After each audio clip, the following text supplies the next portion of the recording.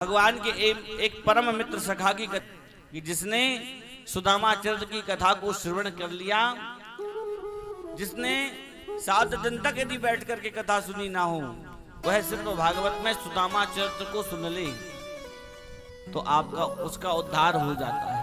उसको 7 दिन कथा सुनने का बल प्राप्त होता। परसों भी, कल भी आई थी समय से और आज भी समय से आई। कहने लगी गुरुजी महाराज जी कथा कभी कभी टाइम चेंज हो जाता है। हम का हमारी 2 वस्तुओं का पान कर रही हैं, एक राम कथा और दूसरी श्याम कथा। देखो कितने भाव रहते हैं कि लोग यहाँ पर भागवत भी सुन रहे हैं और राम कथा भी सुन रहे हैं दौड़ दौड़ करके। सुदामा जी महाराज कृष्णस्यासीत् सखा कश्चित् ब्राह्मणो ब्रह्मवित्तमा। कहा महाराज सुदामा जी महाराज छोटे मोटे ब्राह्मण नहीं थे, अनभिज्ञ अनपढ़ ब्राह्मण नहीं थे, जिनकी और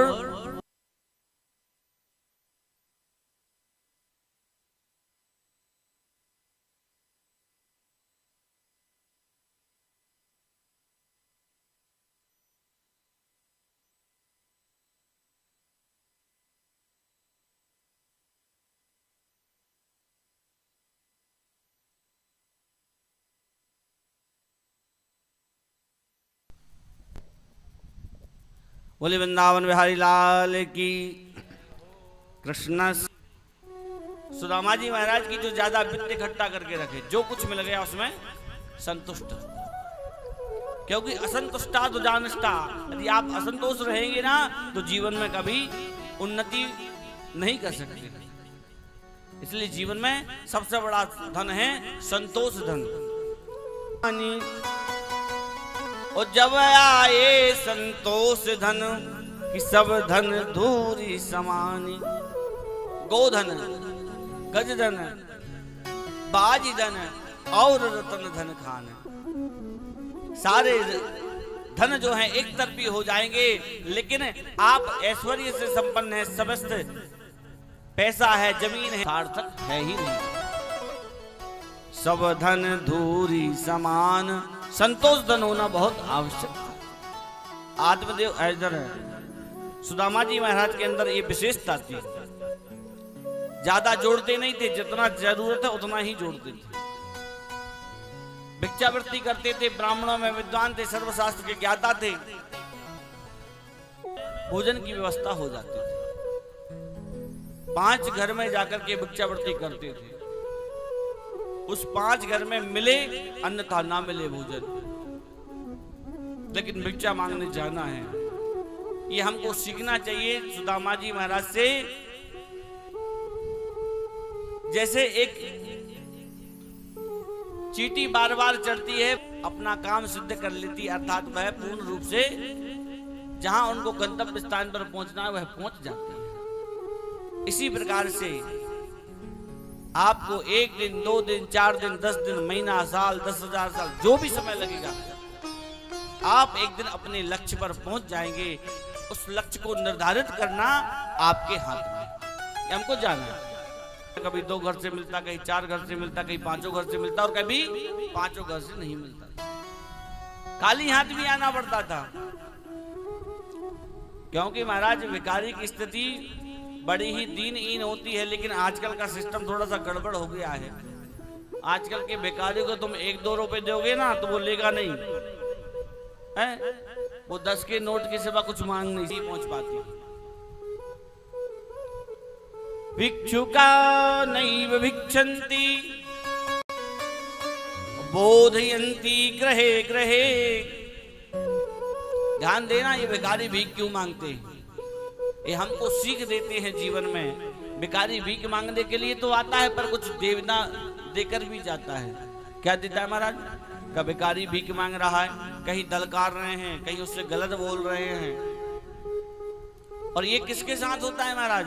का जो पैसे वाला व्यक्ति होता है ना, और वो जीवन में पैसे होने के बाद भी दान पुण्य नहीं करता। क्या नहीं करता? दान पुण्य नहीं करता, वह व्यक्ति ही दूसरे जन्म में भिखारी बनता है। का एक व्यक्ति साहब भगवान के पास गया, अपनी संदूक से सिक्का निकाला 5 का, ठीक है, और कहीं आज चलो दान किया जाए कुछ। और जब दान करने के लिए वह व्यक्ति गया तो लाइन लगी थी लंबी मंदिर की। समय वह निकाल करके पैसे को देखता है, बड़ा कंजूस व्यक्ति था, तो मुट्ठी बांधोगे पैसे लेकर के तो पसीना तो आएगा ही आएगा। तो जैसे ही देखा कि पसीने में वह पैसा भीग गया है, तो देखने लगा कि ये तो जाना नहीं चाहता, क्योंकि ये हमसे दूर होना नहीं चाहता। ये पैसा भी रो रहा है कि भैया मुझे दान मत करना। तो भगवान की चौखट से भी वह उस सिक्के को वापस लेकर के आ जाता है। इतनी कृपणता, कंजूसता। हमारी सोनी मैडम आई है, कह रहे गुरुजी बहू बेटा कह रहे कि जितना पैसा हो पूरा खर्च करके ही आने ले गई हो। तो कृपणता इतनी होती है।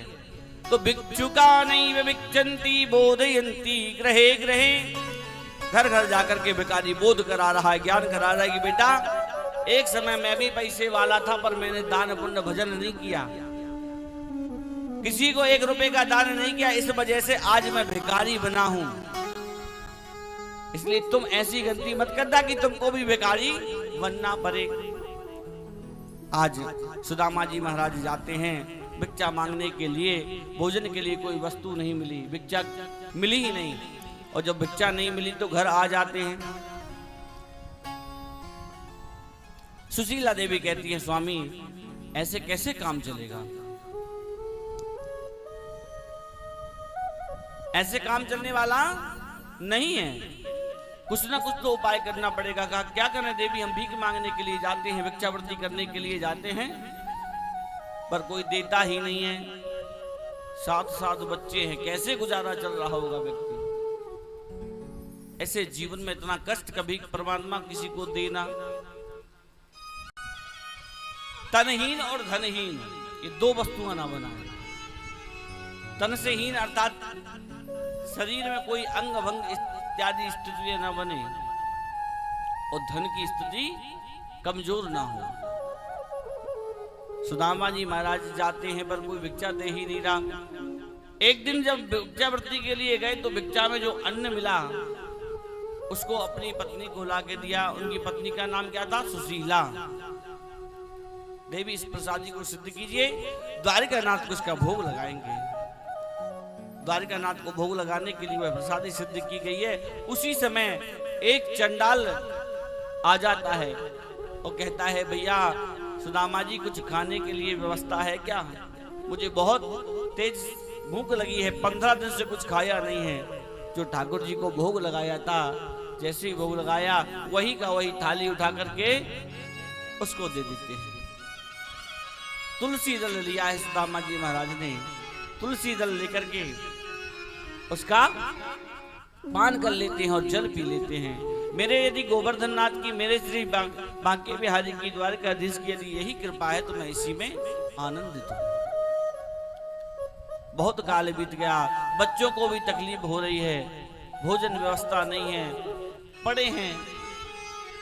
ऐसी दीनहीन स्थिति में सुशीला देवी कहती हैं कि प्रभु आप ये बताइए, आपने एक बार मुझसे बोला था कि आपके मित्र द्वारिका नाथ हैं, आप उनके पास क्यों नहीं जाते? आपकी वो सहायता करेंगे, वो तो राजाधिराज महाराज द्वारकाधीश हैं।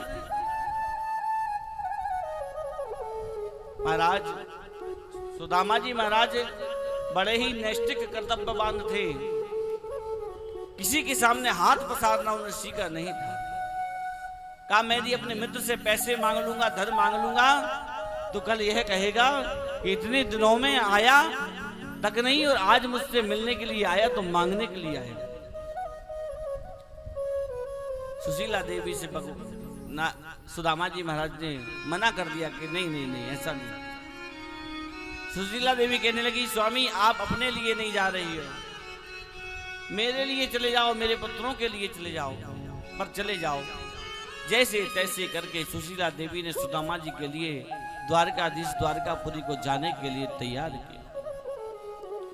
देवी, जब हम बड़े लोगों से मिलने के लिए जाएं तो कुछ भेंट लगती है, पर हमारे पास तो फटे कपड़े के सिवा कुछ है ही नहीं, तन पर कपड़े नहीं हैं, क्या करें। आज सुशीला देवी ने कहा, व्यक्ति की सबसे बड़ा साथी होता है उसकी पत्नी। यदि आप बड़ी से बड़ी मुसीबतों में पड़े हैं और आपकी यदि पत्नी आपका सहयोग दे रही है तो समझ लेना कि आप सबसे बड़े भागी हैं। नहीं तो महाराज, यदि आज का समय ये हो रहा है, यदि थोड़ी बहुत व्यवस्था इधर उधर हुई कि पति पत्नी में आपसी मुकाबला तैयार हो जाता है। सुशीला देवी ने कहा, स्वामी चिंता मत करो, मैं जाती हूँ। 4 घर गई हैं सुशीला देवी, 4 मुट्ठी चावल लेकर के आई हैं और चावल लेकर के आकर के एक फटे कपड़े में रखे, उसको बहुत प्रकार से सुई धागे से सिला गया है, रख करके सुदामा जी को दिया है। पोटली बना करके सुदामा जी महाराज जा रहे हैं। गोवर्धन नाथ श्री द्वारकाधीश श्री बांके बिहारी का चिंतन कर रहे हैं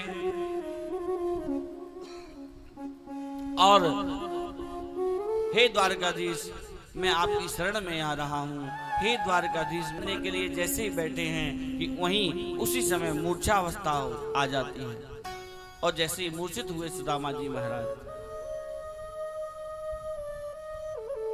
भगवान ने सोचा कि आज मेरा भक्त बड़े कष्ट में है, तुरंत द्वारकापुरी के बाहर छोड़ दिया। जैसे ही बाहर छोड़ा है महाराज, मूर्छा नष्ट हुई है। देखा कि मैं तो महलों के किनारे पर हूं, हर जगह पर बड़े बड़े महल अटारिकाएं बनी हुई हैं। सुदामा जी महाराज पूछते हैं द्वारपालों से कि हे द्वारपालों, एक कौन सा नगर है? का ये सुदामापुरी, ये द्वारकाधीश का महल है, द्वारकापुरी है। अच्छा, ये मेरे कन्हैया की, मेरे कनुआ की, मेरे श्याम सुंदर का नगर है, द्वारकापुरी है। कहा हाँ, ये महाराज राजाधिराज महाराज श्री कृष्ण का महल है, कृष्ण का नगर है। कहा अच्छा, जाओ जाकर के मेरे मित्र को बोल देना। द्वारपाल सोच रहे हैं कि कैसा मित्र, इस स्थिति में मित्र, और मित्रता का सही फर्ज होता है महाराज, जो न मित्र दुख हो ही दुखारी, इन्हीं बिलोकत पातक भारी। का जो मित्र के दुख को दुखी देख करके दुखी नहीं होता, ऐसे मित्रता निभाने का कोई मतलब नहीं। हमारा दुख यदि एक पहाड़ के समान है और मित्र का दुख एक रज के कण के समान है, तो हमारे उस इतने महान पहाड़ के समान दुख को भूल करके मित्र के दुख को बड़ा समझना चाहिए। आज मित्रता का मिलन हो रहा बड़े वर्षों के बाद में द्वारकाधीश के पास, और श्री सुदामा जी महाराज खबर भेजते हैं द्वारपालों के और कहते हैं, देख अरे द्वारपालों, कन्हैया से कह दो, अरे द्वारपालों कन्हैया से कह दो कि मिलने सुदामा गरीब आ गया है।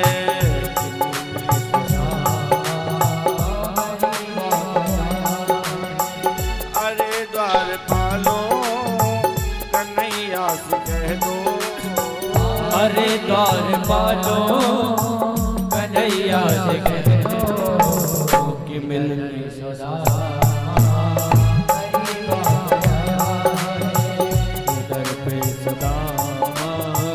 गरीब आ गया है।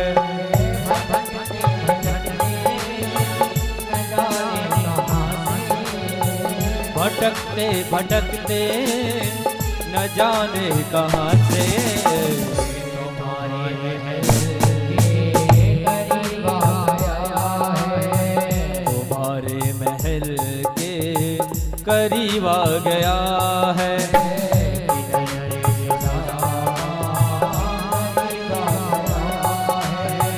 किधर पे सुदामा गरीब आ गया है।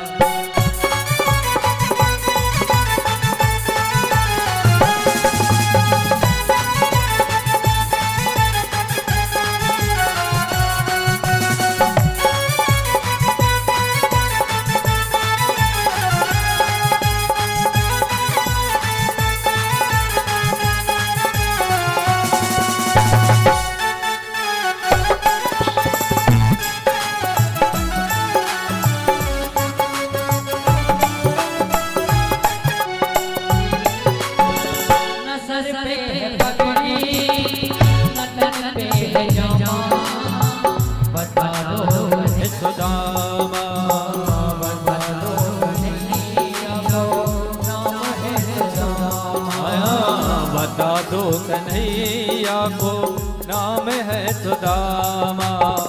तुम एक बार मोहन से जा करके कह दो, तुम एक बार मोहन से जा करके कह दो, मिलने सखावत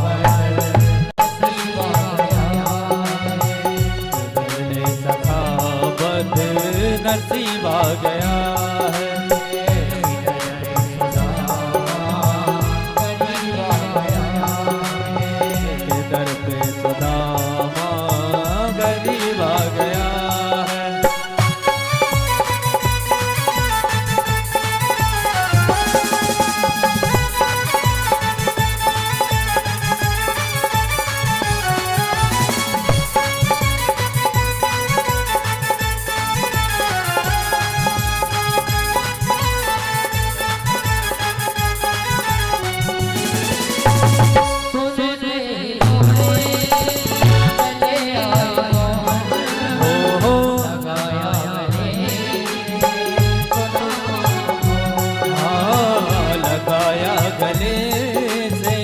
सुदामा को मोहन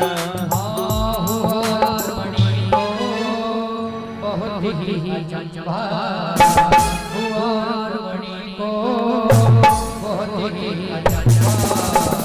ये मेहमान के ये मेहमान कैसा अजीब आ गया है। हो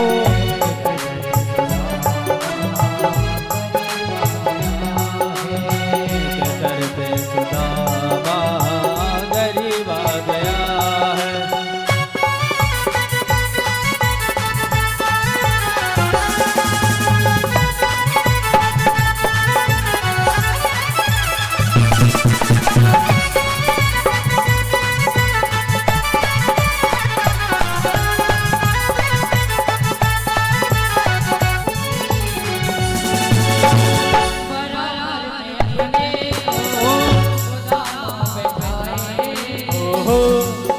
मैं अपने सुदामा बिठाए,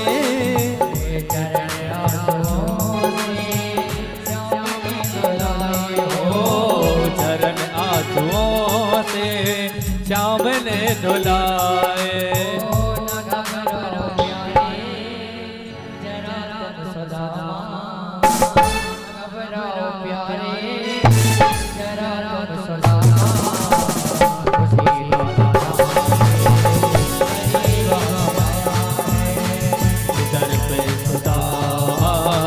गरीब आ गया, गरीब आ गया है।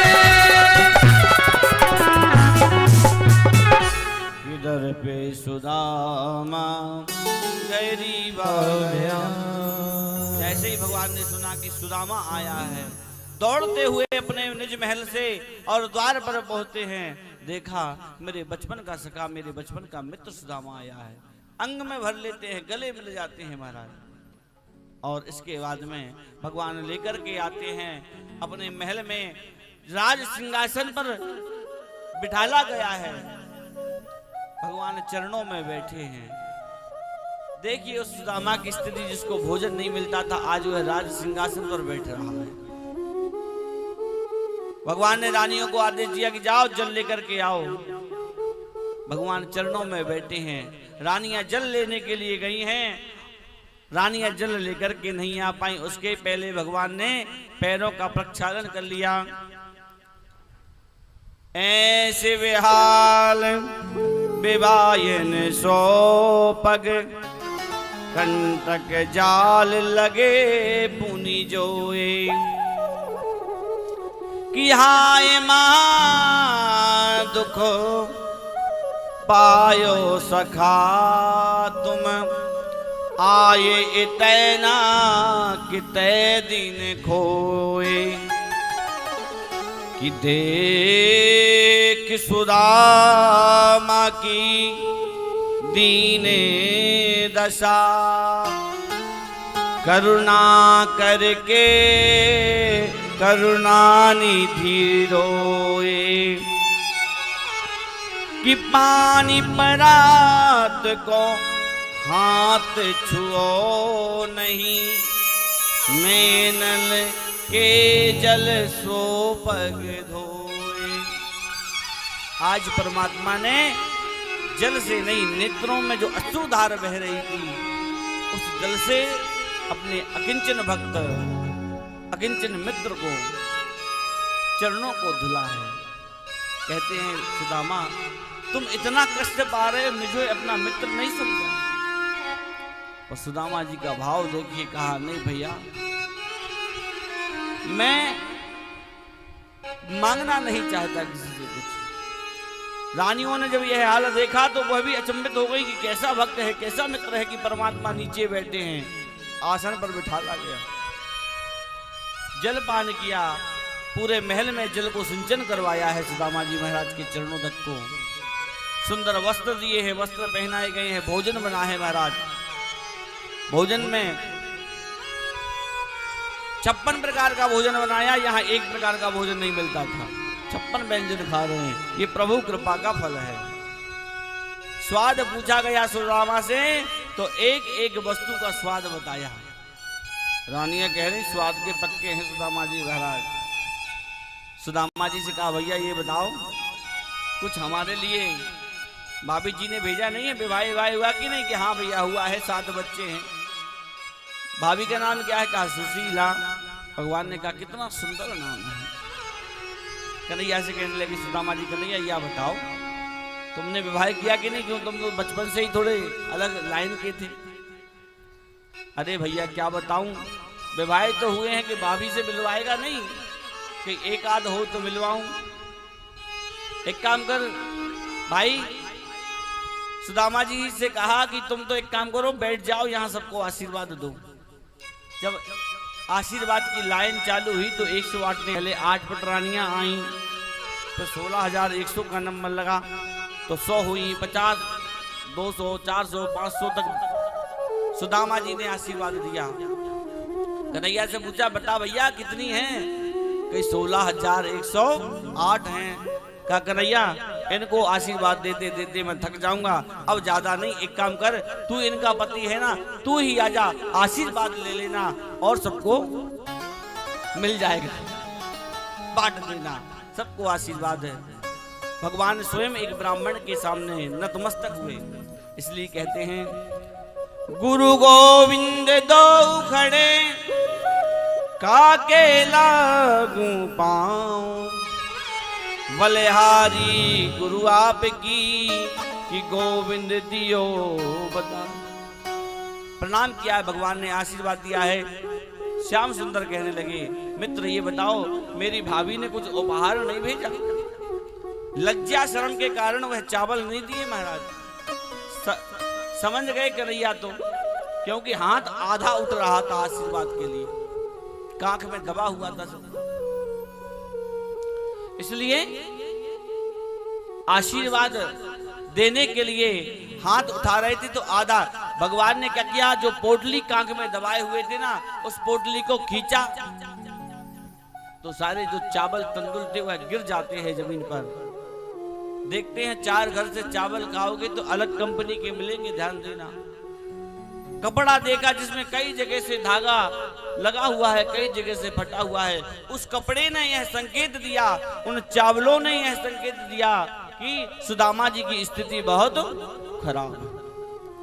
भगवान ने लक्ष्मी जी को, विश्वकर्मा को, अन्नपूर्णा को, सबको आदेश दिया कि जाओ सुदामा जी के घर में उनका घर का निर्माण करो। भगवान ने पहले बार जो ग्रास उठाया और एक लोक का राज दिया, द्वितीय बार में द्वितीय लोक का राज दिया, और तीसरी बार जैसे ही हाथ खाने के लिए उठाया है, उन तंदुलों को की लक्ष्मी स्वरूपा रुक्मणी देवी आकर के हाथ पकड़ती हैं, कहती प्रभु अपने भक्त को तुम ही तुम देते रहोगे कछु, हम भी देंगे। कहा देवी आप आपस में बांटिए। चावलों को बांटा है। आज सुदामा जी आने लगे, लेकिन कहा नहीं कि मैं किस लिए आया हूं। सुशीला कह रही थी कि मांगना, लेकिन मैं मांगूंगा नहीं। भगवान के यहाँ से मिल करके आने लगे तो भगवान ने कहा, कन्हैया ने कहा सुनो सुदामा, ये जो पीतांबर तुमको पहनाया है ना, ये भी दे दो मुझे। मेरे पास 2 जोड़ी, एक मैं पहना हूं, एक तुम पहने हो। मेरे पास नहीं, इसलिए उतार के चले जाओ, तुम्हारे फटे पुराने कपड़े तुम पहन जाओ। सुदामा जी ने सोचा कि सुशीला कह रही थी ये देगा, पर ये जो दिया है वो भी ले रहा है, मैं जानता हूं इसको बहुत अच्छे से। आज जब एक मित्र का बिछोए पुनः होने लगा है, द्वारकानाथ और कृष्ण अलग अलग पुनः होने वाले हैं सुदामा जी, तो भगवान श्री कृष्ण गले लग कर के परमात्मा और सुदामा जी से रोने लगे, हे मित्र अब कब हमारा मिलन होगा ये भगवान जाने। ये लीला बड़ी अजब है। मित्र 2 प्रकार के होते हैं महाराज। मिलत एक दुख दारुण देही। एक मित्र ऐसा होता है कि जो मिल जाए ना तो वो कष्ट देता है हमारे लिए, हम देख करके उसकी रास्ता काट लेते हैं कि चलो दूर से चलो इससे। मिलत एक दुख दारुण देही और बिछुरत एक प्राण हर लेही। महाराज एक मित्र ऐसा होता है कि हम उससे दूर होने लगते हैं ना तो हमारा प्राण निकलना शेष रह जाता है, इतना बिछोए का दुख होता है। आज सुदामा जी जा रहे हैं, बार बार कन्हैया गले से मिल रहे हैं, रो रहे हैं, अश्रुपात कर रहे हैं। परमात्मा विदा कर देते हैं, कुछ दिया नहीं। और जैसे ही द्वारकापुरी से विदा हुए हैं भगवान कि यहाँ से सुदामा जी महाराज सुदामापुरी के लिए पहुंचते हैं, देखा कि यहाँ तो टपरिया थी, महल बने हैं। सुदामा मंदिर देख डरे, यही हती मेरी टूटी रे टपरिया और कंचन महल खड़े। सुदामा मंदिर देख डरे, डर रहे हैं। किसी सेठ ने, किसी ने कब्जा कर लिया, सबको भगा दिया, अपना महल बना लिया। मंदिर पर पहुंचे, भगवान का मंदिर तो वही है। सुशीला जी जो है तीसरी मंजिल पर थी, देखा मेरे पतिदेव आ गए हैं। थाली सजाई पूजन की, पहुंच जाती हैं, पैर छूने लगती हैं। सुदामा जी महाराज पीछे हट जाते हैं। देवी कौन हो तुम, मैं तुमको नहीं जानता। अरे कहा स्वामी मैं आपकी पत्नी हूँ सुशीला। और गए थे तो ऐसी तंतड़िया सी छोड़ के गए थे, मतलब दुबली पतली। और जब लौट करके आए तो सिटानी बन गई, मोटी ताजी हो गई। अब जब महाराज जब मोटी ताजी हो गई तो पहचान नहीं पा रहे, कौन हो? कहा मैं सुशीला हूं। सुदामा जी कहने लगे, सुशीला क्या है तेरी लीला कि सफेद साड़ी पर बॉर्डर पीला और तेरे सिर पर 2-2 चुटीला, धन्य हो सुशीला, है ऐसी सिटानी बन गई हो तुम। प्रभु सब परमात्मा की कृपा से द्वारिकानाथ ने सब अच्छा कर दिया। कहा ठीक है, इसका भोग आप करो, आप भी महलों में चलिए। कंचन महल तजे, महलों का तज दिया सुदामा ने। जो मंदिर था वहीं पर सुदामा जी महाराज जी अपना भगवान का भजन करना आरंभ किया। सर्वस्व अपनी पत्नी के लिए, बच्चों के लिए छोड़ देते हैं, भजन नहीं छोड़ा। लेकिन जीवन में सब कुछ छूट जाए पर भजन करते रहियो महाराज। अंत में इस कथा का प्राय यही है कि जो इस सुदामा चरित्र की कथा को सुनेगा उसके जन्मांतरों के अनंत अनंत जन्मों के पापों का नाश होगा, दरिद्रता का निवास नहीं होगा। हरि